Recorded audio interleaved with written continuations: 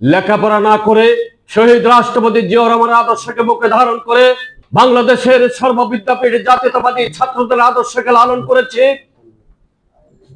আজকে সেই দল 2014 সালে যিনি ইলেকশন কমিশনে বসে দিনের ভোট রাত্রে নিয়েছেন, সে কিভাবে বিএনপির নির্বাচন পরিচালনা কমিটির মেম্বার হয়, দেশ এবং জাতির কাছে আপনাদের মাঝে আপনাদের মধ্য দিয়ে প্রশ্ন রাখতে চাই। কারা বুকের তাজা রক্ত দিয়ে আমরা নতুন বাংলাদেশ সৃষ্টি করেছে, যৌবনের শ্রেষ্ঠ সময় স্বৈরাচারের সাদের বিরুদ্ধে আন্দোলন করে জীবনকে বিলিয়ে দিয়েছি। আজকে গতকাল থেকে পত্রিকায় এবং বিভিন্ন সোশ্যাল মিডিয়া দেখতে পাচ্ছি মিস্টার জকরিয়া ভারপ্রাপ্ত নির্বাচন কমিশনার। 2014 সালের নির্বাচন সুষ্ঠু হয়েছে বলেন আপনারা?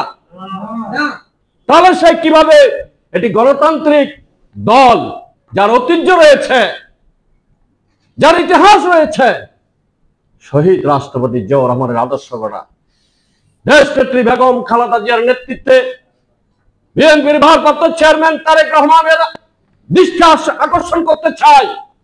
এই জকরিয়া 2014 সালে ভারপ্রাপ্ত নির্বাচন কমিশনার ছিলেন, ঠিক না বেঠিক? নির্বাচন কি সুষ্ঠু হয়েছে? ফেয়ার এন্ড ফ্রি হয়েছে? তাহলে সে কিভাবে বাংলাদেশ জাতীয়তাবাদী দলের নির্বাচনী সীমানা নির্ধারণ ইত্যাদি ইত্যাদি পরিচালনা করে মেম্বার হয়? আপনাদের মাধ্যমেই এটা সুষ্ঠু সুরাহা চাই। তিনি নাকি চট্টগ্রাম সমিতির সভাপতি হওয়ার স্বপ্ন দেখেন, তার নেতৃত্বে এই চট্টগ্রাম সমিতির ভবনে এই জামাল নাসির এবং উজ্জ্বল মল্লিক, এই উজ্জ্বল মল্লিক রাজকের প্রধান প্রকৌশলী ছিলেন। রাজকের পলট থেকে শত শত কোটি টাকা দুর্নীতি করেছে, তার বিরুদ্ধে মামলা চলমান। তারা চট্টগ্রাম সমিতিতে থাকবে আর আমরা বসে বসে আঙ্গুল চুষবো, এমন ধারণাটা তারা চলমান রাখতে চায়। বন্ধুরা, তারা আমার উপর হামলা করেছে দরজা বন্ধ করে। এই চিটাং বিল্ডার্সের সাবেক সেক্রেটারি নাসির এবং জামাল, উজ্জ্বল মল্লিক এবং এই যে তথাকথিত নির্বাচন ভারপ্রাপ্ত কমিশন কি নাম, জকরিয়ার নেতৃত্বে আমার উপর হামলা হয়।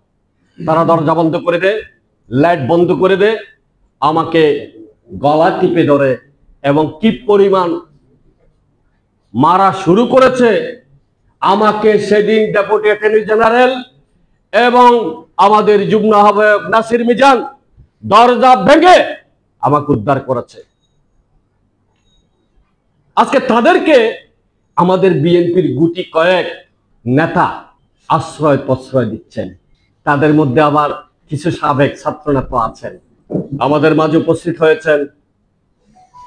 আমাদের এই চলমান চট্টগ্রাম সমিতির গণতান্ত্রিক আন্দোলন সংগ্রামের যোদ্ধা, জুলাই আন্দোলনের যোদ্ধা, এক সময় ছাত্র শিবির ঢাকা বিশ্ববিদ্যালয়ের সভাপতি ছিলেন আমার আমলে।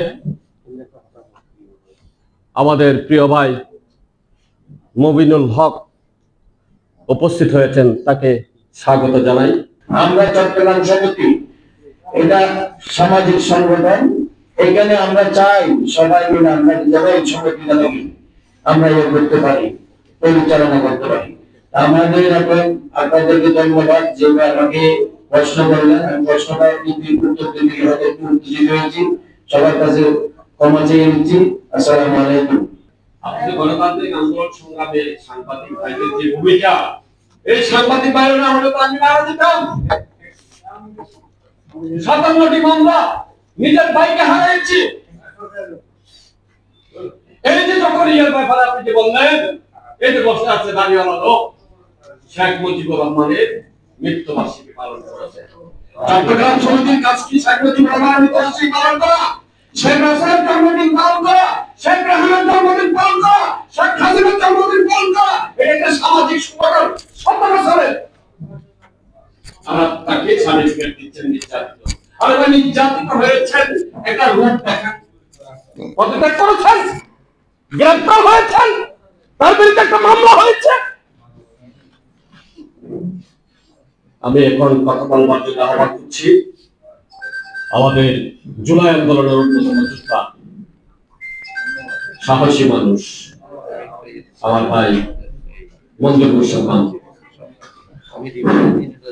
আসসালামু আলাইকুম। আমি মঞ্জুর হোসেন মামুন, বাংলাদেশ যুব বিজ্ঞান পরিষদের কেন্দ্রীয় সভাপতি। এখানে আমাদের দান দেওয়ার ব্যাপারে সবকিছু শুনেছেন, স্পষ্ট এখানে ফেসবুকে যে দেওয়া হয়েছে সেটাও আপনারা পড়েছেন। আমরা দীর্ঘ সময় ধরে আন্দোলন সংগ্রামের মাধ্যমে, জুলাই গণ অভ্যুত্থানের মাধ্যমে শেখ হাসিনার পতন ঘটিয়েছি।